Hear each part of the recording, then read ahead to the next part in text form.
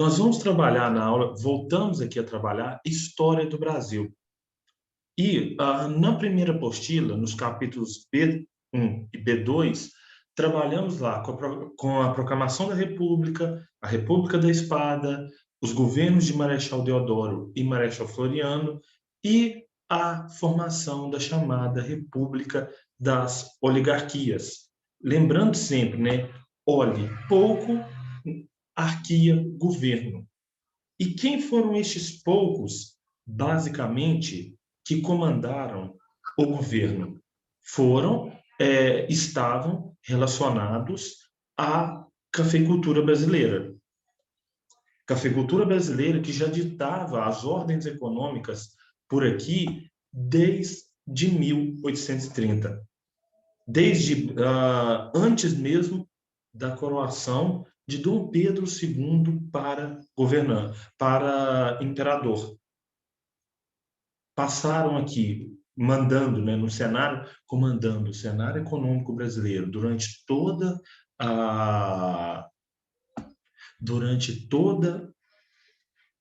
o início do século XX e melhor dizendo, grande parte do século XIX e parte do início do século XX também.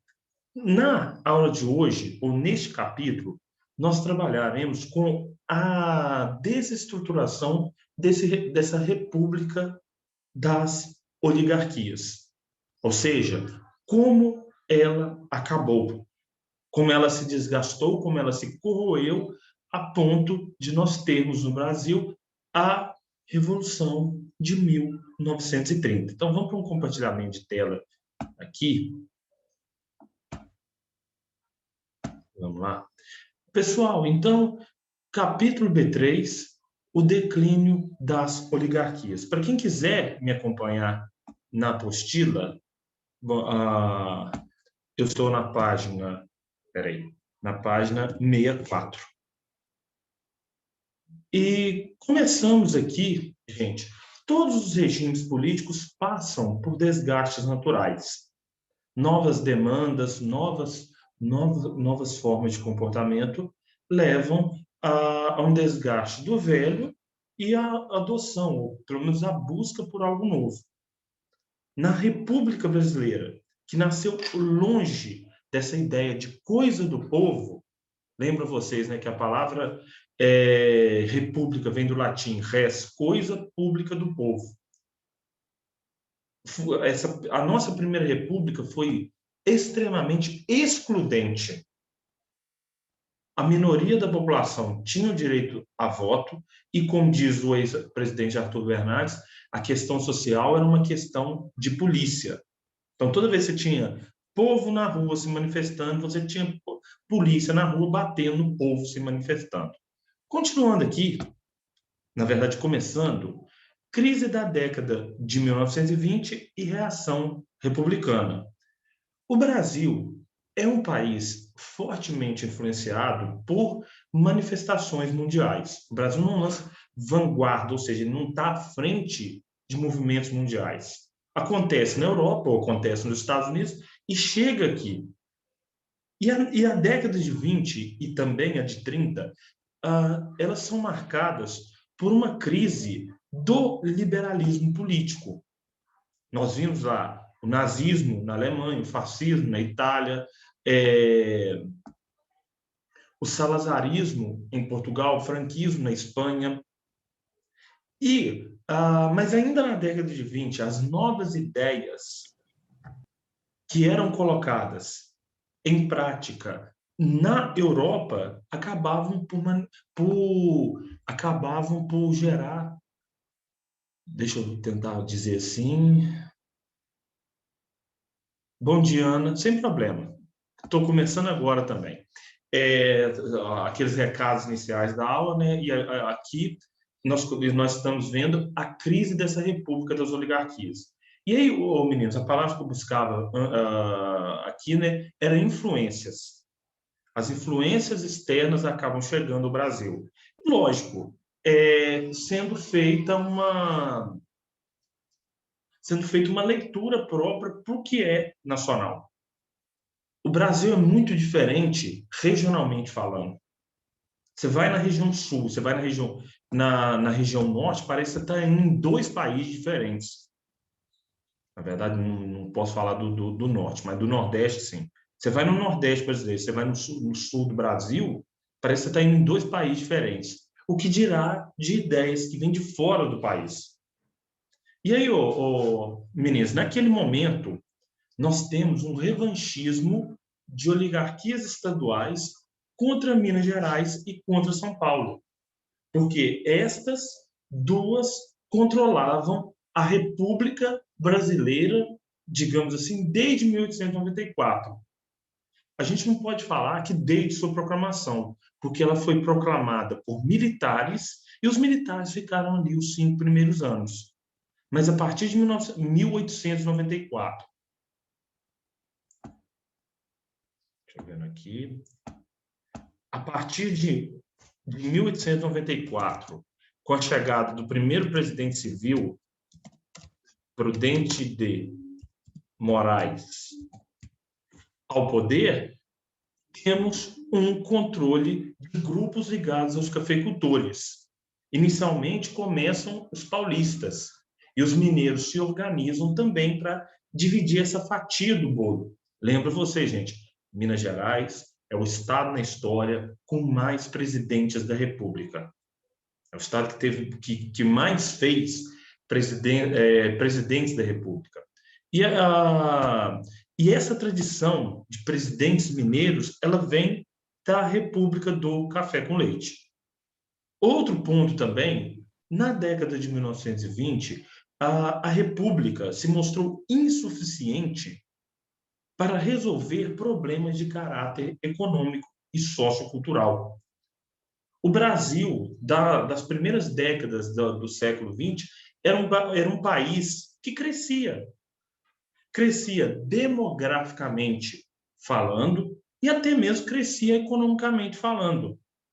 Com a chegada, principalmente de italianos, de alemães, e aí em menor número, espanhóis, portugueses, turcos, libaneses, estas chegadas vão influenciar a manifestação de novas ideias. A Europa já passava há muito tempo pela Revolução Industrial. E os estrangeiros, principalmente italianos, que aqui chegavam, traziam essas ideias de melhores condições de vida, melhores condições de trabalho do seu lugar de origem. E transformaram os centros urbanos. Apesar de, no Brasil daquele momento, a economia ser predominantemente agrária e com uma situação contraditória. O Brasil era um país agrário, mas as cidades brasileiras cresciam muito.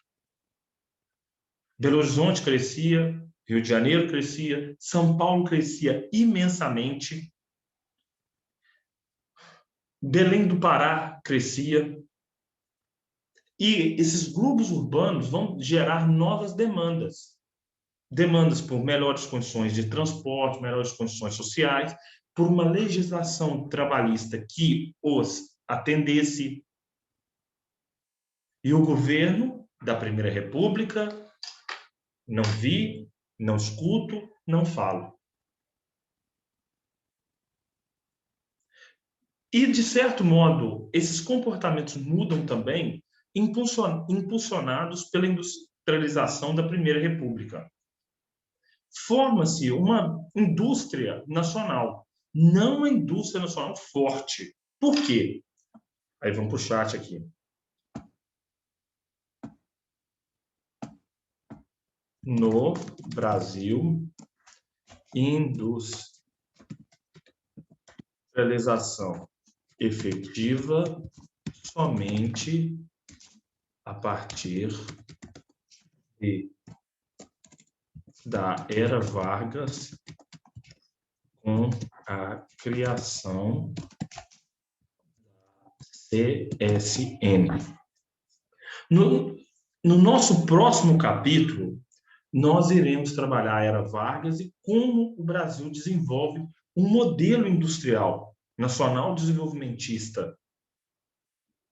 Mas a indústria que se desenvolve dentro da Primeira República ainda era dependente do mercado internacional. Dependia de máquinas, dependia de conhecimentos que vinham da Inglaterra, dos Estados Unidos, da Alemanha. Mas já dá para falar que se forma uma classe operária que começa a reivindicação por direitos, influenciada por uma luta proletária existente na Europa. Gente, vamos pegar o que está acontecendo conosco aqui mesmo. Quando foi decretado, aí participem no chat ou abram o microfone e falem. Há mais de um ano atrás, nós vimos para casa, na verdade, 1 ano e 3 meses, né? Nós vimos para casa e a grande pergunta: o que será feito a respeito de sala de aula? E aí, meninos, ou abram o microfone ou escrevam no chat. O que foi feito? O que foi feito? Já eu faço a ligação com a industrialização e tudo mais. Deixa eu ver aqui no bate-papo. Nada? Não, Matheus, alguma coisa foi feita. Senão boa. Ok, Eduardo. O ponto que eu quero chegar, desde que começou com eu entendo. Perfeito, Júlia, exato, esse é o ponto. As aulas começaram, é isso mesmo, é aqui que é o ponto que eu queria chegar. Meninos, aula online, em 2 semanas, volto a repetir, em 2 semanas, nós tínhamos um cenário extremamente novo um cenário extremamente novo no processo educacional.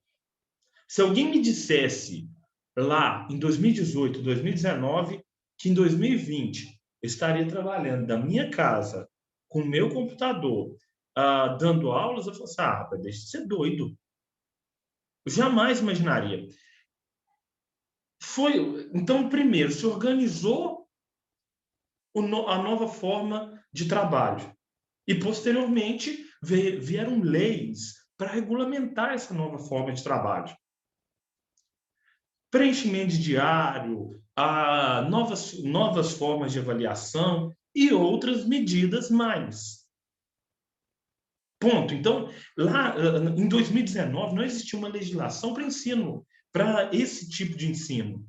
Ela foi criada por quê? Porque a demanda veio. Aonde eu quero chegar? Também era assim na Revolução Industrial. Na primeira e até mesmo na segunda Revolução Industrial, que permeou a Europa, primeiro você tem o trabalhador dentro da fábrica. Péssimas condições de trabalho, péssimas condições de higiene, péssimas condições de vida na maioria das fábricas. Posteriormente, estes trabalhadores vão lutar por melhores condições, melhores salários, melhores condições de trabalho, melhor jornada de trabalho. Então, não era aquela coisa, quando a indústria surge como o grande motor da economia, já existia lá uma lei que regulamentava a vida, que regulamentava o trabalho, que garantia direitos aos trabalhadores. Não. O trabalhador vai para a indústria, ele passa por uns perrengues e começa a falar assim, nisso e nisso a vida pode ser melhor. Nisso e nisso eu quero direitos. E isso também ocorreu no Brasil, durante o nosso primeiro, durante essa industrialização dentro da Primeira República. Lembrando que aqui não foi uma industrialização forte, aguda. Industrialização aguda mesmo no Brasil era Vargas. Mas os trabalhadores já inspirados por aquilo que aconteceu na Europa vão lutar por seus direitos. Então, na vida é assim, gente. Primeiro, você tem a manifestação. E depois, melhor exemplo, primeiro você tem o comportamento. E depois você tem a manifestação para melhorar essa forma de comportamento. que nem eu falei, em 2019, nós não imaginávamos estar aqui. Lembrando, gente, que vocês devem ser uma turma que eu não verei dentro de sala de aula. Que eu não vou trabalhar com vocês dentro de uma sala de aula, que é aquela estrutura clássica, né? Cadeira, fila, cabeça atrás de cabeça, como diria uma ex-professora e diretora que eu tive em outra escola. Nada disso. É uma experiência diferente. Talvez vocês sejam. Não, aí a minha turma do Polivalente, mas lá também eu não dou aula como aqui. Então, talvez vocês sejam a única turma que eu tenha essa experiência. Talvez seja uma única. Diferente, né? Mas vai entrar para a história, já tenho certeza. Voltando aqui, pessoal, como eu mesmo falei, dificuldades enfrentadas pela classe operária. Quais eram elas?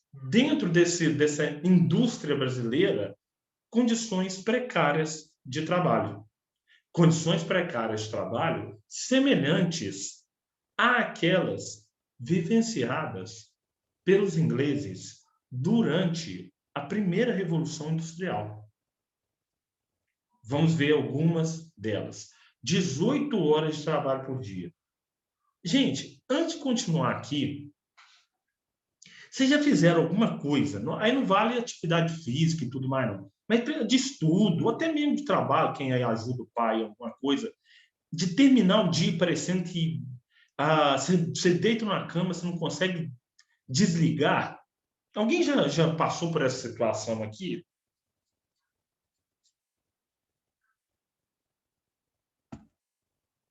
Sim, estudando. Matheus já. Eu estou falando os nomes, viu? A Júlia já.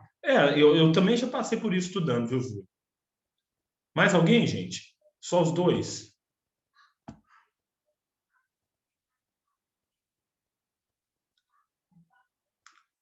Pessoal, é o que se chama de alienação. Alienação. Você não consegue desligar daquele movimento, seja o estudo, seja o trabalho. E em alguns casos, quando uma pessoa chegava a trabalhar 18 horas por dia, não sobrava tempo para ela para nada. Para nada mesmo. Outro ponto dentro dessa vida operária, né? Admissão e demissão sem justa causa e outras coisas mais, licenças médicas e férias a cargo de patrões e salários que não garantiam o mínimo para a sobrevivência. Alguns, alguns falam que o salário de um operário na primeira metade na primeira metade do século XX no Brasil girava em torno de 50 mil réis. Um aluguel, um aluguel de um lugar mais simples e tudo mais, era 40 mil. Então não sobrava nada para outras necessidades básicas. O salário, naquele momento, não garantia um mínimo para a sobrevivência. O salário mínimo hoje em dia também não garante muita coisa para a sobrevivência, não. Tá bom? Então, foi neste contexto que se organizaram os primeiros sindicatos. Lembrando, gente, vamos aqui para uma definição do que seja um sindicato, que não é coisa de vagabundo, não, viu? Sindicato. Sindicatos. Órgãos representativos de uma determinada classe de trabalhadores. Então, estes são os sindicatos. Existem sindicatos, professores das escolas particulares, professores das escolas públicas, sindicatos médicos, sindicatos advogados, sindicatos caminhoneiros. Trabalhou, Matheus, no sindicato de quê? Desculpe a indiscrição. Ele é vice-presidente. Ó, é chique, hein? Bancários. Exato, sindicatos bancários. Então, existem sindicatos de várias classes trabalhistas. E que nem eu falei, gente, sindicato não é coisa de vagabundo. Sindicato é um lugar para o trabalhador ter a vez e voz. Não é sempre que o trabalhador está lá pedindo aumento de salário, não. É melhores condições de trabalho, melhores condições de vida, melhores direitos e, por vezes, melhores salários também. Todo mês ele vai para BH. Bacana, Matheus. Bacana. É um órgão que representa a luta do trabalhador. Agora, tem uma situação na Primeira República. Até colocar no chat aqui. Lembrando que hoje todo sindicato é legal, ele é garantido por lei. Durante a Primeira República, os sindicatos eram clandestinos, uma vez que a existência dos mesmos era proibida, era proibida. Então, que nem eu falei, esses sindicatos se organizam de maneira clandestina. Era proibido por lei, pela lei da Primeira República, se organizar sindicatos no Brasil. Agora, chegou num ponto que as mudanças sociais ocorriam, o aumento das cidades ocorria, a subexploração dos trabalhadores ocorria, eles vão ir contra a lei e contra a lei para se manifestarem. Lembrando que o estrangeiro que veio para o Brasil deu força ao comunismo, ao anarquismo, trazendo estas ideias da Europa. E em 1917, nós tivemos a greve geral de 1917.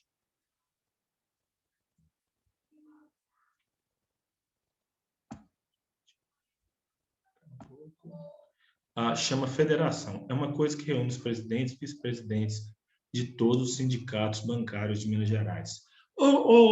Matheus, sendo bem sincero com você, né? Essa ideia de federação, de reunião de sindicatos, aí eu não conheço muito bem, não. Depois vou dar até uma pesquisada. Só um momento, por favor. Federação de Sindicatos. Para entender melhor o que é isso, viu? Que, como eu acabei meio de falar, eu não conhecia, não conhecia. Mas, como eu falei, o sindicato tem por proposta, tem por objetivo defender aqui a classe, defender aquele grupo ligado a ele, tá bom? Lembrando que ele era clandestino no Brasil. Bom, voltando aqui, gente, greve de 1917. Em 1917, ocorreu um movimento no mundo que acabou por influenciar manifestações ao redor de outras regiões. Qual movimento foi esse? A Revolução Russa. E não influenciados pela Revolução Russa, mas com algum ideal, com algum time, com algum feeling daquilo que estava acontecendo na Rússia, trabalhadores, inicialmente de São Paulo, paralisarão suas atividades. Lembrando, tanto o sindicato quanto greve eram proibidos no Brasil até a Era Vargas. Na verdade, sindicato e greve, né, também continuam sendo proibidos na Era Vargas, com algumas diferenças que nós vamos ver mais para frente.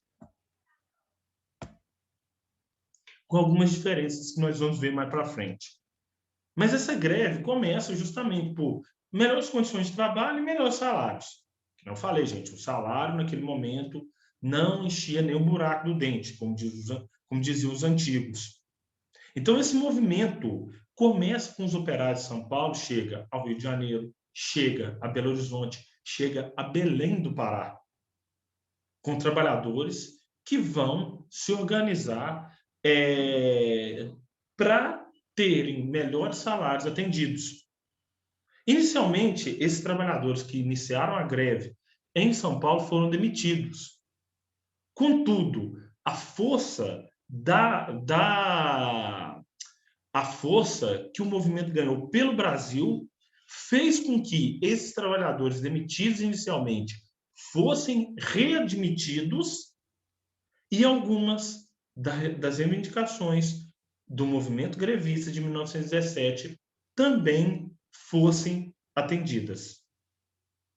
Logo, o que teremos aqui é, sim, um movimento que teve as suas propostas iniciais atendidas, mas que não mudou a estrutura, né? Depois da greve de 1917,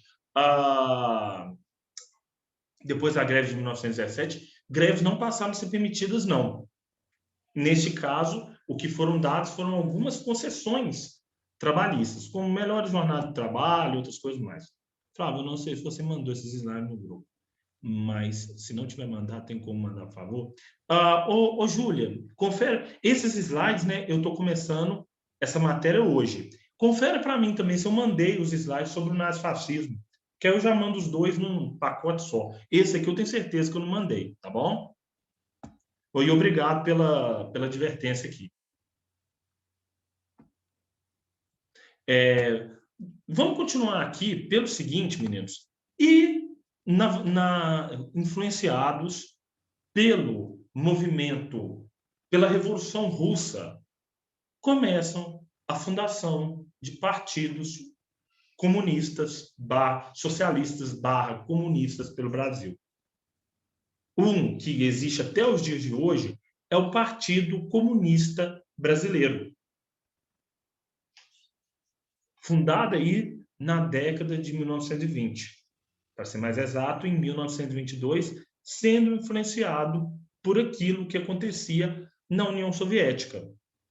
Não apenas ele, a gente tem também o Bloco Operário Camponês, em 1929.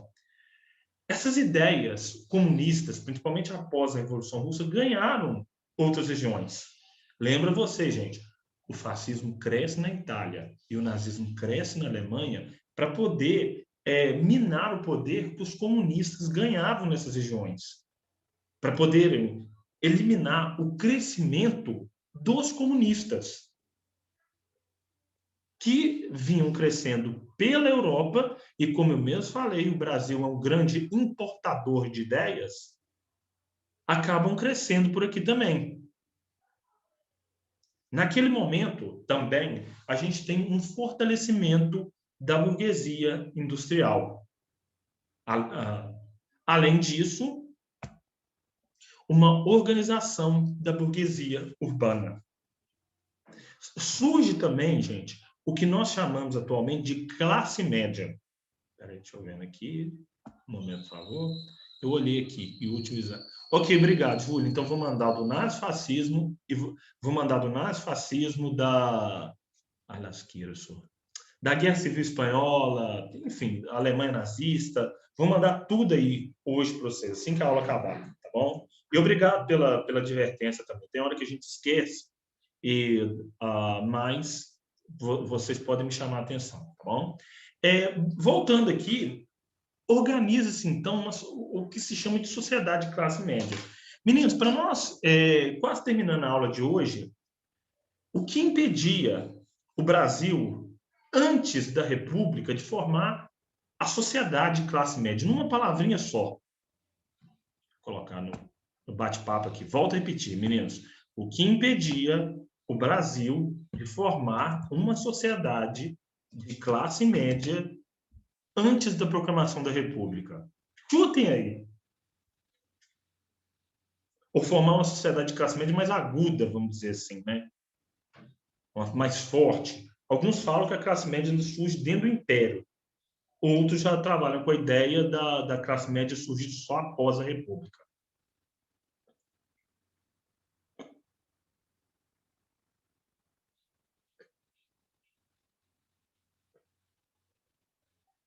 Pessoal, chutem aí. Não tem a mínima ideia, não? É mais fácil que vocês imaginam, viu? Deixa eu colocar aqui. a escravidão.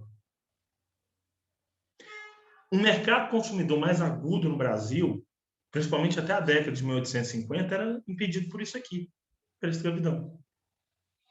Com o fim dela, a vinda do imigrante para o Brasil, forma-se o que se chamou de sociedade de classe média. E essa classe média urbana, formada aqui por comerciantes, pequenos fabricantes, funcionários públicos, trabalhadores especializados e profissionais liberais, vai fazer novas demandas sociais. Quais são elas? Implantação do voto secreto, criação da justiça eleitoral, logo, uma moralização da vida política, dos direitos políticos no Brasil. Lembra vocês, gente, na Primeira República, o voto não era secreto. Você chegava lá para votar, geralmente tinha um jagunço com uma arma apontada para você. Além disso, era muito restrito o direito ao voto. Alguns números falam que a eleição de 1929, né, a eleição presidencial de 1929, teve 5% de total da população brasileira com direito a voto. Era necessário de ampliar isso. Outro fator de extrema importância é a própria participação da mulher nesses direitos políticos. Mulheres vinham ganhando direito de voto na Nova Zelândia, na Inglaterra, em outras regiões da Europa. E aqui era preciso também incorporá-las nestes direitos. Na próxima aula, pessoal, eu vou tratar do próximo slide, né, que é a greve de 1917 e a atuação da imprensa operária. Mas uma última curiosidade, gente, essa mulher, Maria Lacerda de Moura, líder do movimento, uma das maiores lideranças do movimento feminista no Brasil. Uma pergunta, a minha risada vai denunciar. Aonde ela nasceu? Chutem, gente, chutem. Chutem para talvez acertarem, talvez errar. Perfeito. Manhuaçu, Matheus. Ela é de Manhuaçu. Ela viveu aqui até os 2, 3 anos de idade, mas ela nasceu aqui. Está registrado, nascida, chutei feio. É verdade, Ana. Mas, enfim, aqui perto. Não, é daqui mesmo. Ela nasceu, acho que lá naquela fazenda, naquela região do Monte Alverne, enfim. Nasceu numa propriedade aqui nos arredores da nossa querida e amada cidade de Manhuaçu. Mas, logicamente, ela fez carreira, vida política e outras coisas mais no Rio de Janeiro, sendo feminista, morando no Manhuaçu. Se hoje em dia é difícil, imagine lá no final do século XIX, início do século XX. Na próxima aula, nós trabalharemos com algumas questões da imprensa operária e de novas manifestações culturais, viu? Júlia, sem falta, mandarei este slide para vocês hoje. Tá bom? Deixa eu ver uma coisa aqui, outro trem, né? Um trem, outro trem. A primeira coisa que eu gostaria de falar são exercícios a serem feitos, tá? Exercícios. Tarefas. Elas são, né? Exercícios. Um momento, por favor. 1 ao 6. Páginas 55 e 56. A história. Exercício 1 ao 6, páginas 55, 56. História, tarefa de casa. Então, acho que aqui é isso. Para entregar naquele mesmo esquema, viu? Pelo Zap, queridos. Outro ponto também, o teste sobre o nazismo. O nazismo é um nacionalismo exacerbado, exagerado e outras coisas mais, né? Não prevê a crença no liberalismo. Não tem muitos segredos, não. É para mandar até que horas? Até às 22 horas da noite, tá? Então, pode mandar até às 10 da noite hoje. Deixa eu ver aqui uma outra coisa. Vamos para a chamada, né? Chamada. Tô vendo aqui.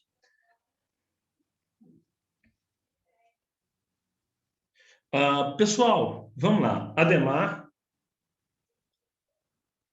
Ademar, Alice, Presente. Alice Soares, Alice Soares. Deixa eu mandar amanhã, porque hoje tem. Bem lembrado. Ô, Débora. Meninos, pode ser então, viu? Pode me mandar até amanhã, tá bom? Pode mandar até amanhã. Eu entendo isso, agora que eu lembrei. Mas tá certo. Então, quem quiser mandar hoje, de preferência, mas não esquece, então não. Tá bom? Ademar, Alice Soares, Alice Vieira, Ana Júlia, Presente. André,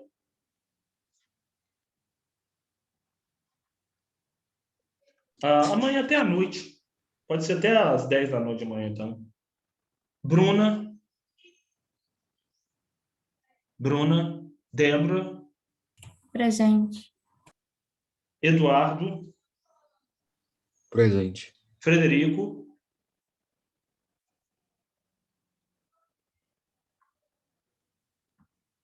Gabriel, Presente. Giovana, Presente. Guilherme, Presente. Gustavo,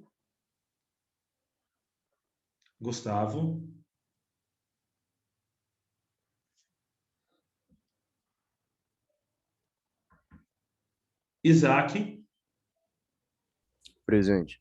Isaac Sade, João Otávio,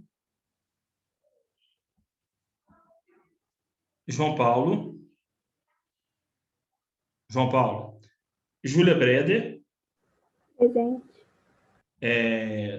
Júlia Faria, Júlia Vieira,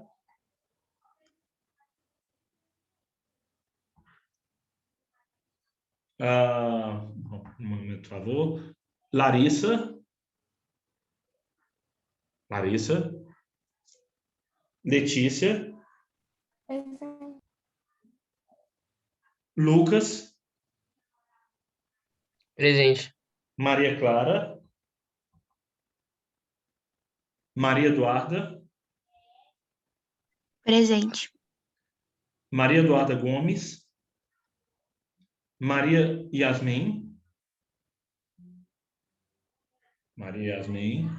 Mariana,